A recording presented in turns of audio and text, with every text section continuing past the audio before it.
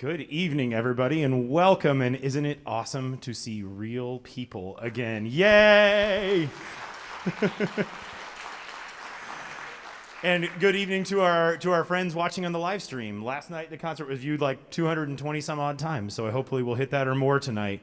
It is so amazing to be here, right? And to play for real people and to play a real concert. And the live stream thing is amazing as well. This is spectacular. So excited. You got to think, 365 days ago today, this ensemble, for those people who were in it last year, played on the stage at the Kaufman Center in what I believe was the final concert played on the Kaufman Center before everything shut down. And you know, that was a week later. We were into who knows what's happening, and everything shut down. And what a change that was.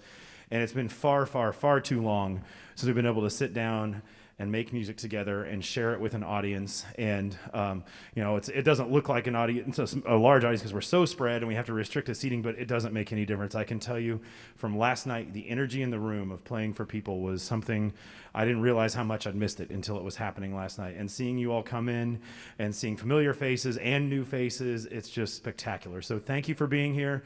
Those of you at home, thank you for spending some time with us in your home tonight. We have a really fun program for you tonight. It starts off with a really talented quartet right down here. Mr. Lovell, our percussion instructor, is over there. He's going to play with them. And this is a really wonderful little group of percussionists. One of the things that Hybrid has done is we're split up in all sorts of small groups, right? Well, this small group happens to all be together in the Hybrid split, so they've been able to do some work together with Mr. Lovell. So here we are, our percussion quartet.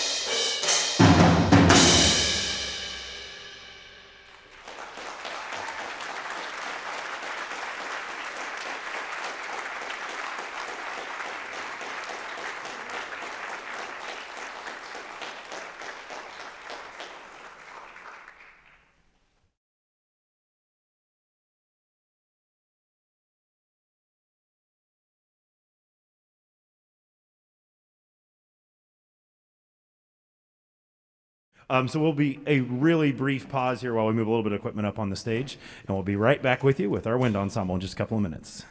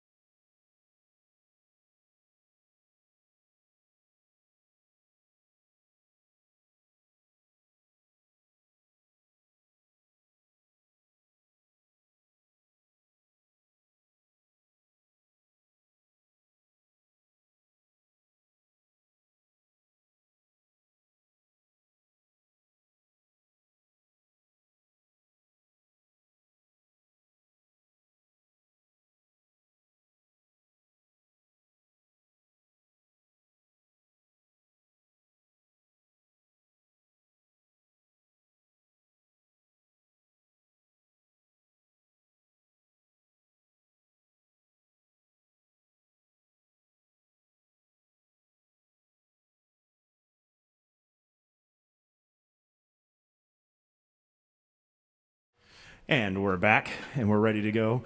I have to tell you, in addition to just being excited to play for a crowd again, I'm really excited to share 4 really great pieces of music with you, a couple of them that I didn't know just a couple of months ago. What you're about to hear, Silver Light, is a fanfare written by Benjamin Yao, who is a young composer. He's probably about 30 years old, from Singapore, whom I just discovered this year, thanks to Miss Casey. She was the one who pointed him out to me. She had played a piece of his, actually this piece, last year at K-State, right? You said, yeah. And listened to it and was like, this would be a great concert opener if we can have a concert. And I'm really excited to share this for you. It's just a great fanfare for band by a new young composer from Singapore, Silver Light.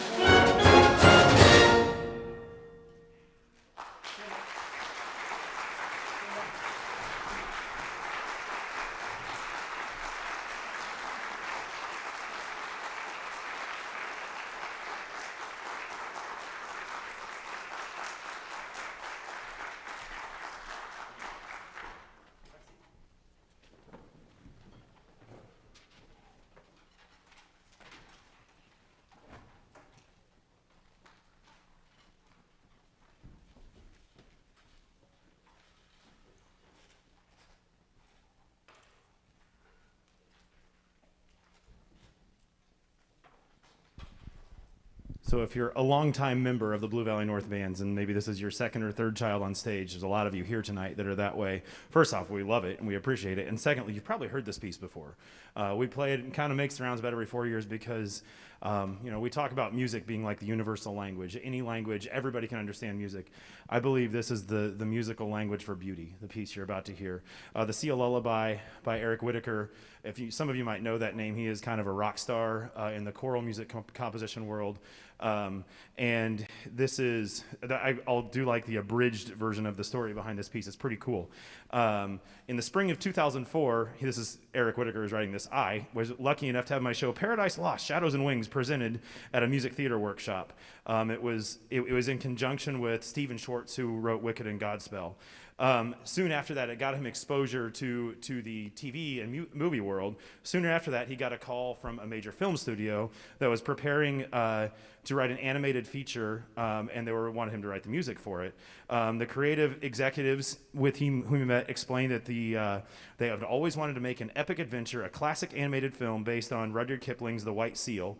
And he'd always loved animation and couldn't believe that he could get a chance to write for it. So The White Seal is a beautiful story, classic Rudyard Kipling, dark and rich and not at all condescending to kids. Best of all, Kipling begins his tale with a mother seal singing softly to her young pup, and the opening poem is called The Seal Lullaby. And so he wrote this beautiful piece of music for this movie, and then I'm trying to scan on the page a little bit because it's kind of a lot of writing. Then he got a phone call, and they're not going to do the movie. So it never got made into a movie. It was never made, Mr. Wagner. Oh, they made Kung Fu Panda instead. Instead of making this movie, they made Kung Fu Panda. But out of that, we have this beautiful piece of music, the Seal Lullaby, and we're happy to feature Harry on piano for this. Seal Lullaby.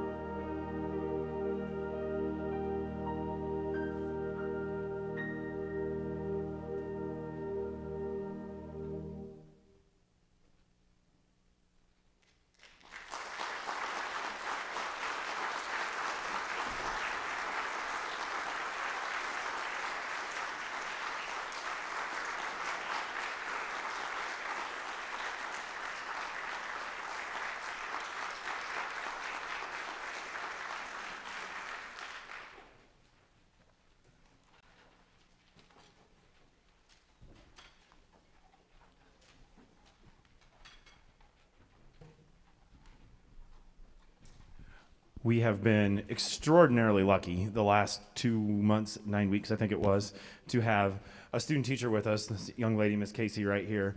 Miss Meredith Casey came to us from K-State. She's a senior at K-State Music Education. She'll be gainfully employed here soon, we hope. She's in some interviews and things. And it has just been an absolute delight to work with her, to see her work with the kids, to see her grow into the role of the leader of the group, I guess, in a sense.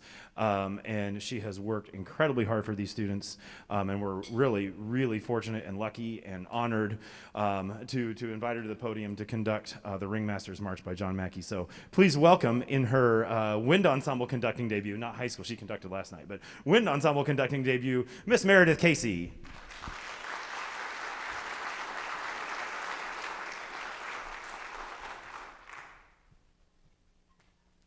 And I just wanted to say how lucky I feel to be able to conduct such a wonderful ensemble and a group of students as these right in front of me right here.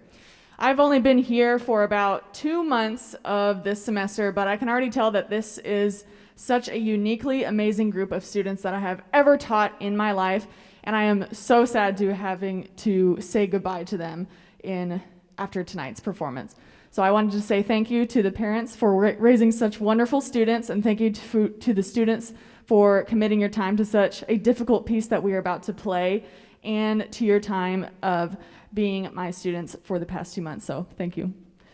The Ringmasters March is by John Mackey, and if you don't know anything about John Mackey, he actually does not play any instruments.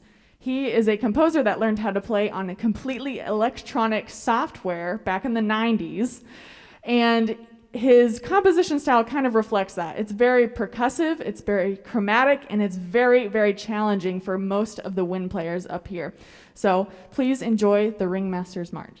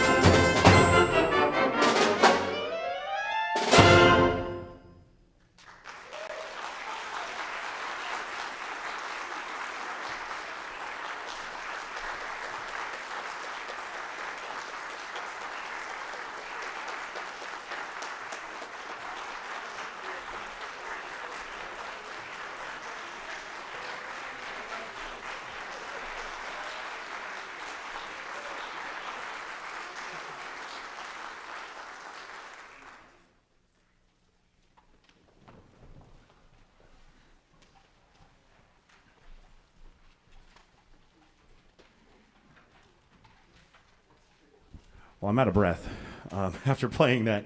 If you couldn't tell, there were a lot of notes in that piece. And really, if you had the soloist stand, the entire group should stand. That piece is extraordinarily challenging for every individual in the group. I'm really, really proud of how much the kids rose to that piece.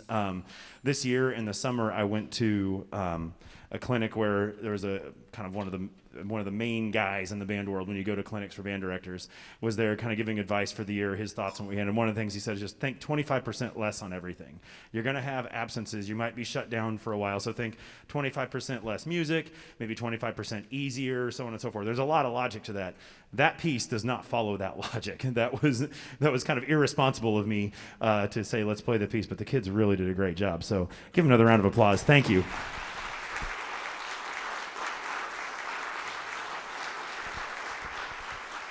And you can tell Miss Casey's quite intelligent. She knew not to leave yet. She didn't know this. Over the last few days, Miss Casey, we've been collecting a little thing behind the scenes for you. We have a little parting gift to say thank you. And I have to tell you, for those of you that contributed, your generosity blew me away. This is a really nice gift in here, courtesy of the families and the students of Blue Valley North. So thank you, Miss Casey, for all you've done for us.